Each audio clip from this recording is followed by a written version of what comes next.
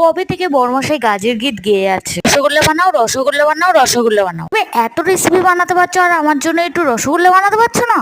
লাস্টে বাধ্য হয়ে বানিয়েই ফেললাম রসগোল্লা। 2 লিটার গরুর দুধ ফুটিয়ে ফুটন্ত দুধের মধ্যে 2 চামচ ছানা কাটার পাউডার দিয়ে দিয়েছি। তারপর ভালো করে নাড়ানোর পরই ঠান্ডা হওয়ার জন্য বসিয়ে দিয়েছি। আধ ঘন্টা ঠান্ডা হওয়ার রাখার পরই একটা কাপড়ের মধ্যে ছানাগুলো ছেঁকে রেখে দিয়েছি। কাপড়ে রাখার আধ ঘন্টা পরই ছানাটাকে ভালো করে মেখে নিয়েছি, ময়ম করে সামান্য ময়দা দিয়ে আবারও ভালো করে মেখে নিয়েছি। তারপর একে একে রসগোল্লার শেপের মতো ডো করে নিয়েছি। শিরা তৈরির জন্য পরিমাণ মতো জল নিয়ে ফুটাতে দিয়ে ফুটন্ত জলে অনেকটা পরিমাণে চিনি দিয়ে দিয়েছি। চিনিটা গলে গেলেই এলাচকে ভালো করে ফাটিয়ে দিয়ে দিয়েছি সুন্দর গন্ধের জন্য। 10 মিনিট ফুটতে দেওয়ার পরই ফুটন্ত শিরায় ছানার ডো গুলো একে একে দিয়ে একটু হালকা নেড়ে নিয়েছি, যাতে একটা আরেকটার গায়ে না লেগে যায়। 10 মিনিট ভালো করে ফুটতে দেওয়ার পরে নামিয়ে দিয়েছি।